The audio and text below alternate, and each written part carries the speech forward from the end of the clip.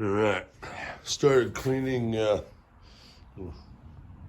Herkiemers and other specimens of stuff. I have some Pennsylvania stuff here I got to clean up. Unfortunately, thanks to, when I dug all this stuff recently, I actually was not planning on trying to sell any of it. And, PayPal has games they like to play when it comes to their cash back card. I guess they'd rather not give people too much money. So they're keeping me from being able to use my credit limit because they just won't. They told me I'm on hold for 15 days, claiming I made 2 payments in a month. I made a payment on September 30th, and then I made a payment on October 28th. I'm not sure how that's 2 payments in a month, but hey, okay. Sounds like a bunch of crap to me. It is. But since I paid the card off in full so that I could use it for cash back, it makes more sense, right? Well, I'm out of money. I paid my bills, I paid that card, and I paid a couple other bills, and now I've bounced my checking accounts. I got 2 overdraft fees already, $36 a piece. So here I am. I'm going to start cleaning these and hopefully be able to sell some.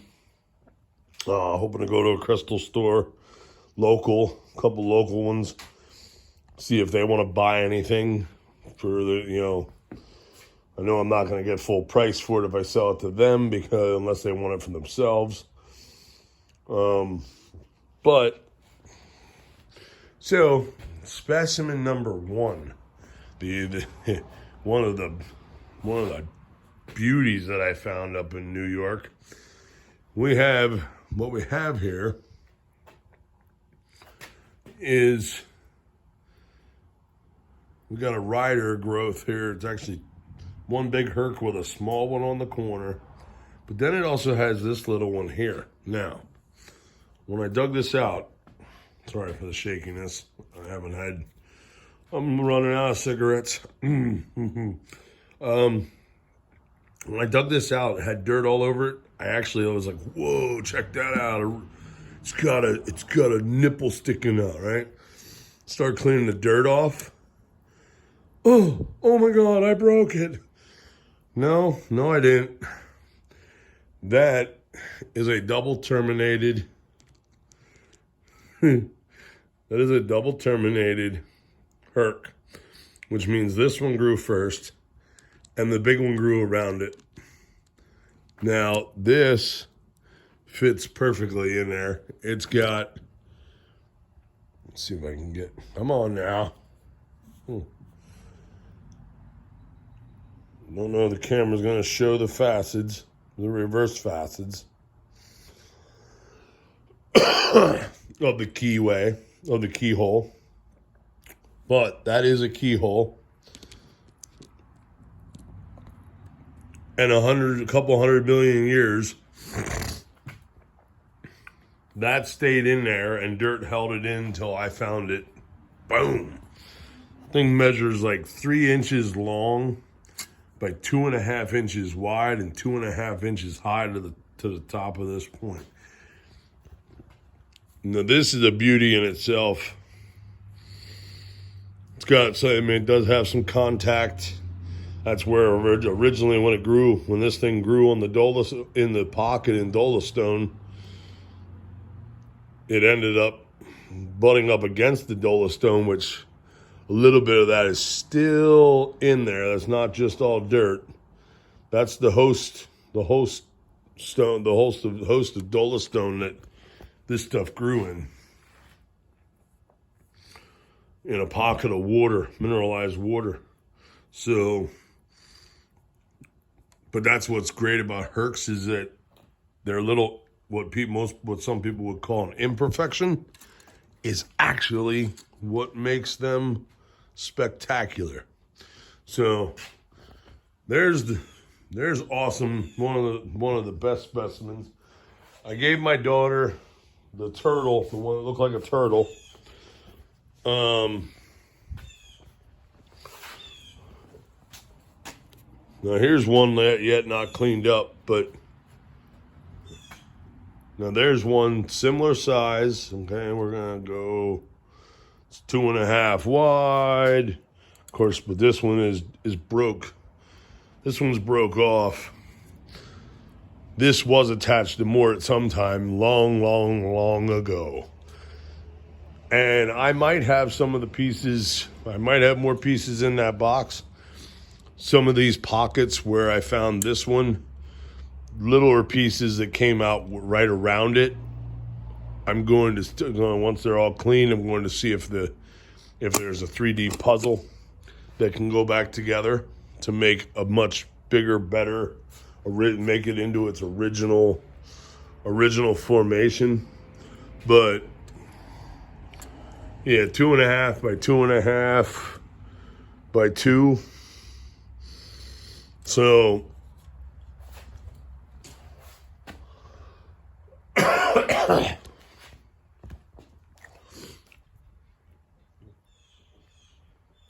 so something like this is going to be a beauty.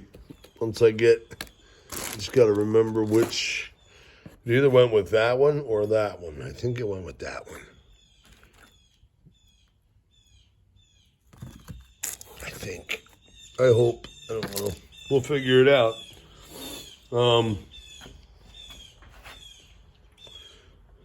Here's a reveal. My first ever true Palmer. And it has some contact growth, which ended up making it somewhat like a heart. And then on the backside, there's a lot of contact growth where it basically grew off the inside wall of the pocket in the dolostone. And I gotta scrub all that and see how much of that dirt comes out. And then here's another. See, here's one that you can tell that definitely was part of something bigger. But I don't believe I have that something else. I don't believe I found it in my pocket where I was digging. I'm not sure. But this one here actually it's all one herc on this side here. But on this side, it's like 2 hercs. And then this one up here is its own separate. But they all grew together. So, and then once they did, they actually, a lot of times when they start to grow together or due to, this for such a smooth facet, it was either open space because the contact is rough, so that's where the dolostone would have been. And I'm going to guess that probably would have been, I don't know, up this way in the hole, or could have been that way, I guess. Yeah, plenty of contact growth.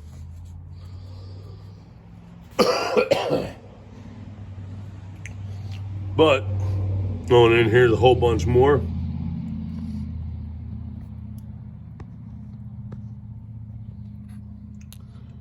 There's the beauty herc.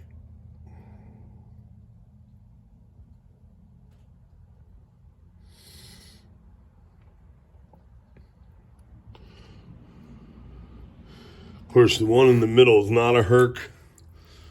The one in the middle, this was the second piece I've ever found in PA at a same dig location.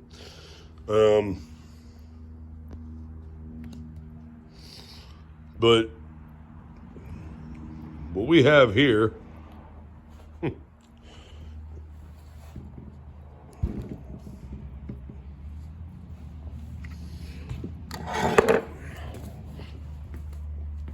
you got you got the host rock. Now, and we gotta.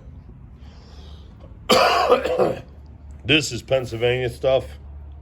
All the Herks are New York. Pennsylvania stuff. This quartz crystals, they grew in magma.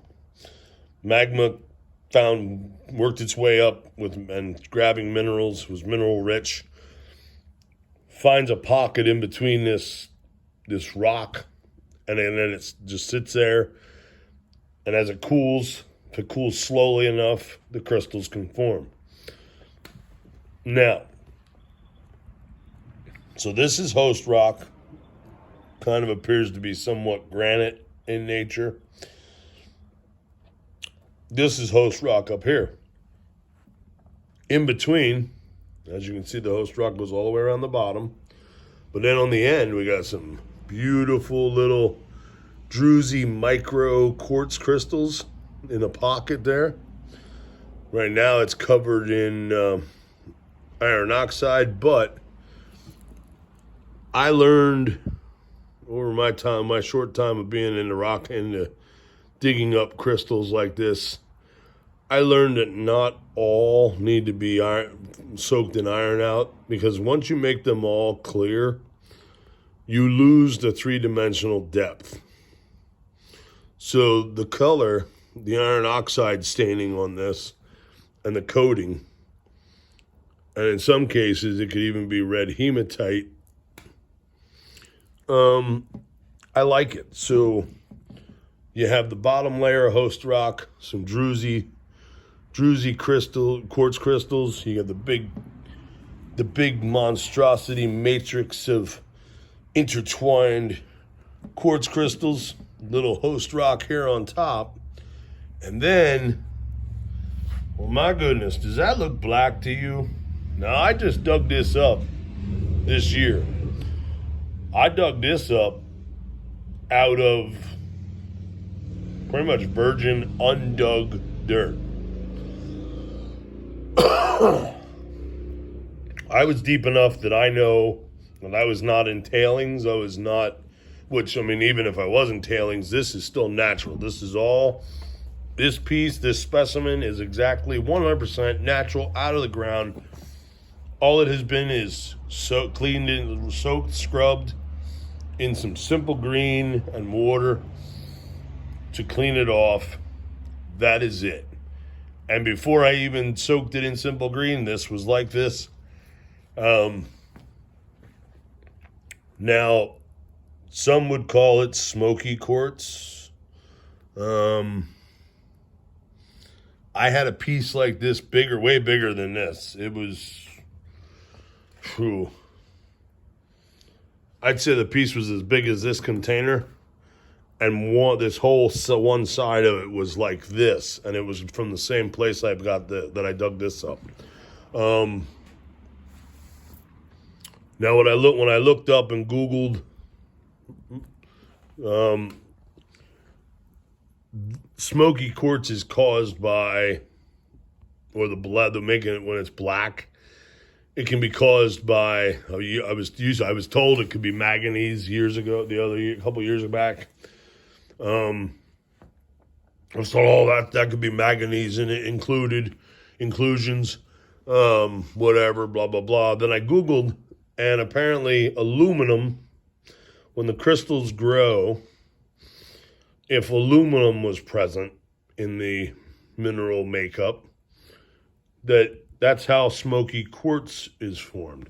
Now, because this is on top of host rock and solid opaque milky quartz crystals, it doesn't have any light really coming through it. The light's going in, but then it's boom. So I'm assuming that's what makes it more black looking, solid opaque black. But apparently it would have aluminum in it, or also then reading more about iridated, I think that's how you say it, iridated quartz or crystals. A lot of things are done man-made these days, done by man. There's no way that so many crystal shops and, like, for example, citrine. I've read many times over that natural citrine is a rare. It's so rare. It's so rare. It's so rare. It's so rare. It's so rare. But if it's so rare, then how does every crystal shop have perfect terminated points with a flat bottom and they're all citrine? You know, so many stores, so many online people, everybody's got citrine for sale.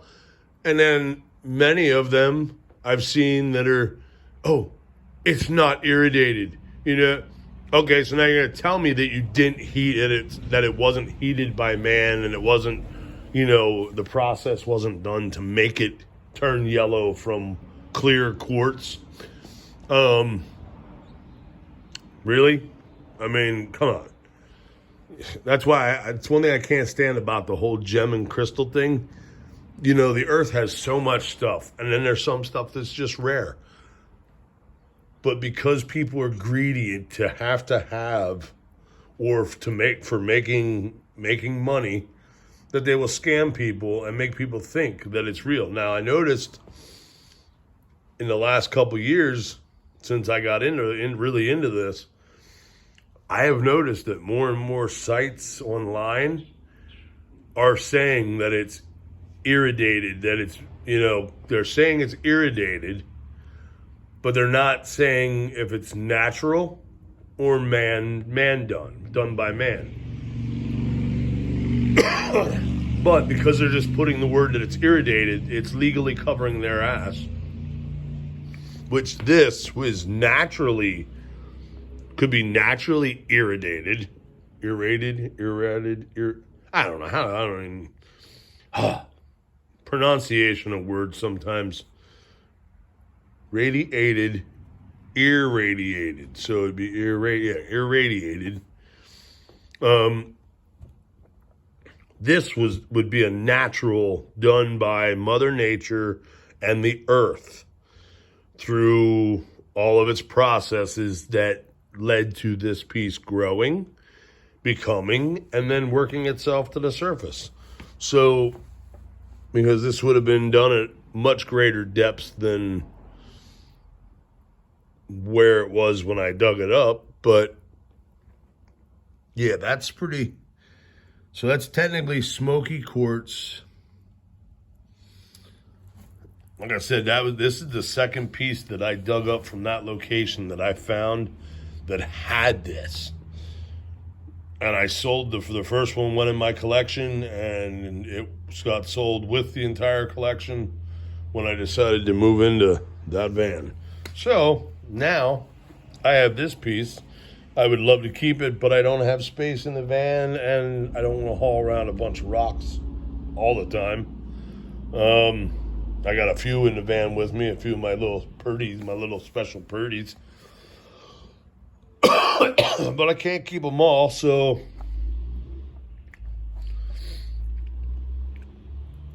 I'm guessing this one will be pretty much all of this. I'm not sure about the big giant Palmer yet. That's my first Palmer. I may have to keep that one. I may not be able to sell that one. I don't know. But a lot of this other stuff here, a lot of these other Herks, the Ace of Diamonds, you know, the pretty host rock with the vugs. I mean, that ain't even been washed yet. And you see the shininess, the little glimmers. And yeah, once I clean those, they're going to be even better. But, so this one's probably definitely going to be for sale. Not sure on price yet, because the smoky part of it, that's the best part of the specimen, that and the druzy micro crystals.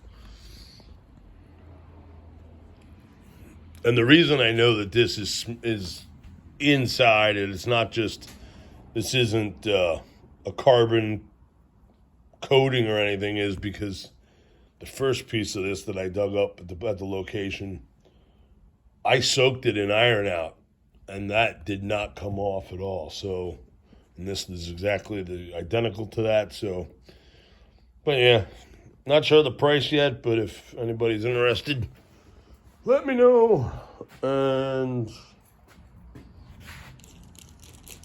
it's not going to be high dollar because it's just PA quartz. But so that's it for now.